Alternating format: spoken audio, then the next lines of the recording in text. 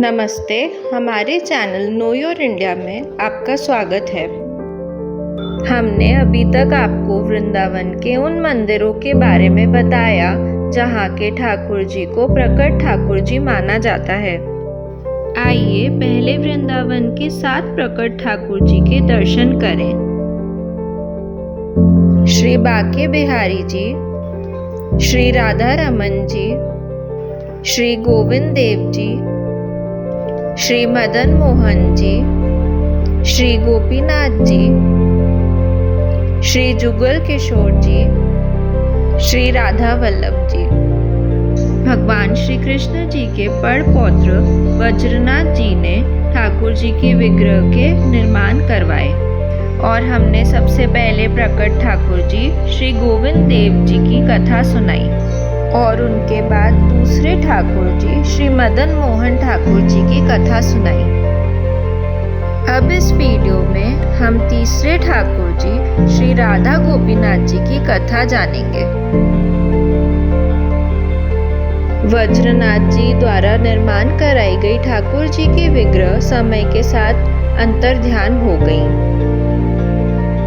एक गौड़ीय वैष्णव आचार्य जी हुए श्री मधु पंडित गोस्वामी जी।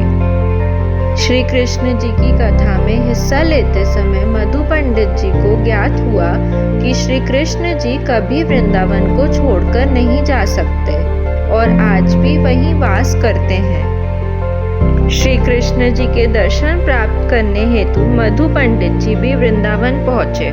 मधु पंडित जी वृंदावन आकर इतने व्याकुल हो गए कि वहाँ सबसे पूछते रहते, श्याम सुंदर कहाँ है, और हर समय भगवान श्री कृष्ण जी की भक्ति में लीन रहते। एक दिन वृंदावन में बाढ़ आई। उस समय पंडित जी कृष्ण भक्ति में लीन एक टीले पर बैठे थे। यमुना नदी में बाढ़ आने से वह टीला नदी में खिसकने लगा, लेकिन मधु पंडित जी भक्ति में इतने लीन थे कि उन्हें इस बात का एहसास ही नहीं हुआ। किंतु ठाकुर जी को ज्ञात हो गया कि उनके भक्त संकट में हैं और अपने भक्त की रक्षा करने स्वयं श्री कृष्ण जी राधा गोपीनाथ ठाकुर जी के रूप में वहां प्रकट हो गए। ठाकुर जी व्यक्तिगत रूप में प्रकट हुए, अपने भक्त को बहने से बचाया और उन्हें दर्शन दिए। मधु पंडित जी की भक्ति से प्रसन्न होकर मूर्ति रूप में वहीं विराजित हुए।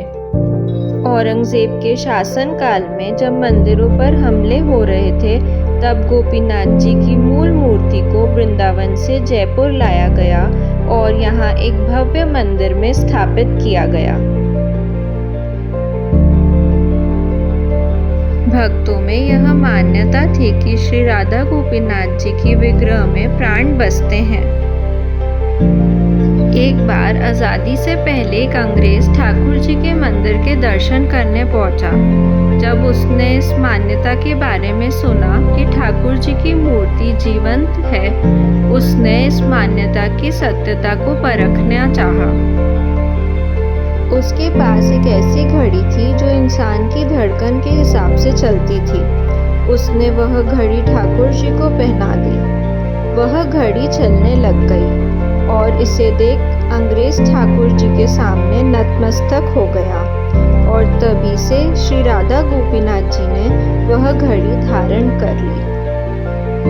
आज श्री राधा गोपीनाथ जी का मंदिर जयपुर का एक अति प्रसिद्ध हिंदू मंदिर है। अन्य ठाकुर जी की कथा हम अगले पार्ट में सुनाएंगे। Thank you so much for watching. Do subscribe this channel.